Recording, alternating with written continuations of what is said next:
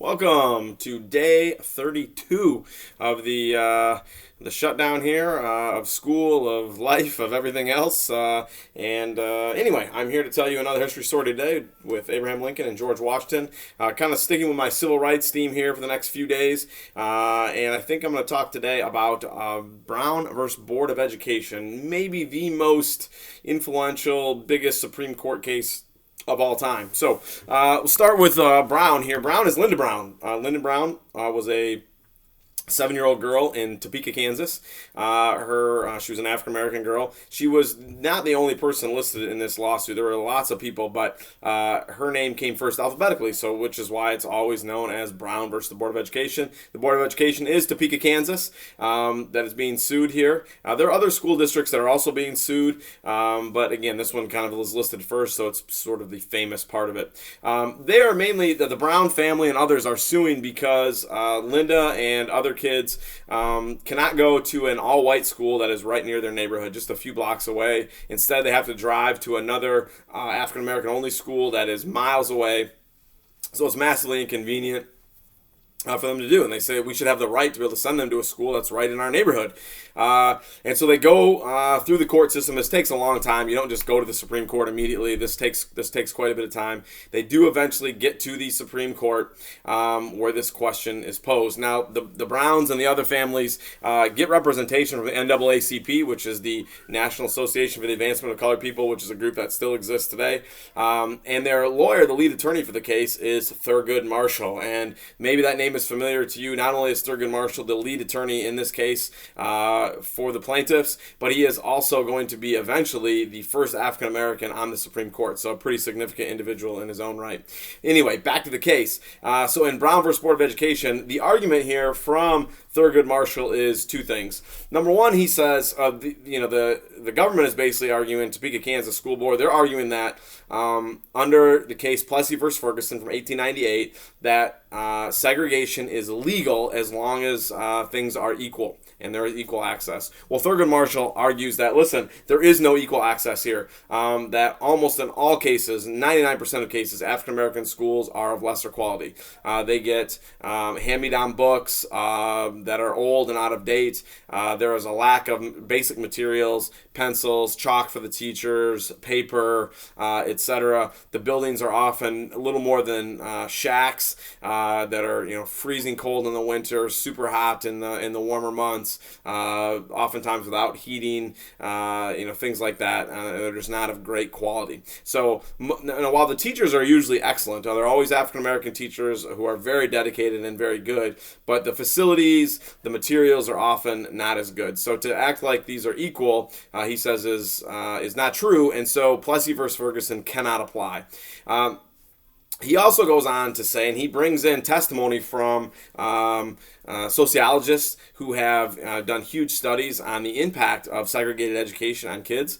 And basically what they come to is like they say that for the African American kids, they learn right from an early age that they are second-class citizens and that they are not going to have the opportunities that kids of white background, Caucasian background are going to have. And that this pretty much does injury to their hearts and minds that can never be undone. And so it is not allowing them equal access to the American dream, essentially.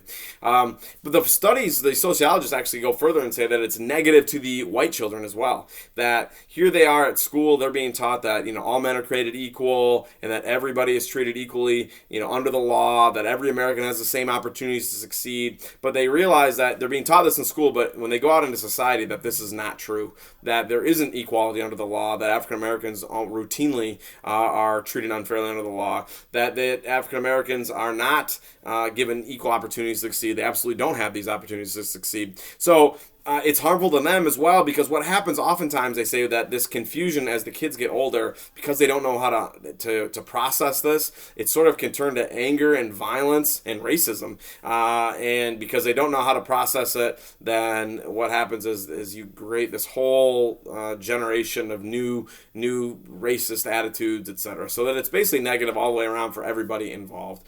So these are the arguments brought forth in front of the court. So the Supreme Court, and there's more to it than that, of course, but that's the basic idea. So the Supreme Court has to decide on this. Now, the Chief Justice of the Supreme Court is Earl Warren, and Earl Warren believes that this is a really important case, and he believes that absolutely school segregation should be outlawed, but he believes it must be a 9-0 decision, that all 9 Supreme Court justices must vote in favor of ending school segregation. He feels that if even one justice dissents, then there would be the possibility of it being overturned later on, but that a 9-0 decision would be almost certainly binding for the future.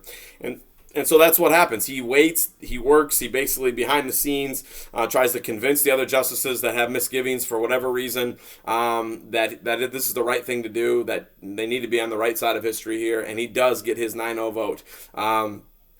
And so that's what happens. It is overturned. Brown versus Board of Education is overturned, and officially school segregation ends, or at least theoretically it ends. The problem was that the language of Brown versus Board of Education says that that all schools must desegregate with all deliberate speed. Now, what does that mean? All deliberate speed? Well, to some people it meant immediately. We need to desegregate now. But the problem was to racist white Southerners who basically controlled everything. They were the political leaders, they were the police, they were the leaders of everything. This meant over my dead body, we're never desegregating. And so essentially nobody desegregates in those first few years. Not until Little Rock High School, or Central High School, in Little Rock, Arkansas in 1957 becomes the first major school district to try to desegregate. But that's a story for another time. So anyways, that's Brown versus the Board of Education, a little background on that, and it does eventually lead to the desegregation of schools, of course, which is why it's such a landmark case. It does kind of get the ball rolling, even if it is a slow ball rolling. I will say that there is an argument to be made that they sort of messed up the implementation of this pretty badly, and I'm going to post a link to an excellent podcast. I think it's about 40 minutes, basically about how it was screwed up and how they could have done it better. And I would highly recommend that you listen to it to give you a little bit more insight on that. So anyways, hope everybody has a great day. I'd love some questions for Sunday. For those of you that are students, I know, just so you know, that 6 o'clock Sunday night, the assignments for our first week back here will be posted to Google Classroom, so you can plan on having those 6 o'clock Sunday night. But again, otherwise, love some questions for Sunday. Highly recommend the podcast that I'm going to link to near my video here. So anyways, hope everybody has a great day. We'll see you again tomorrow. Bye.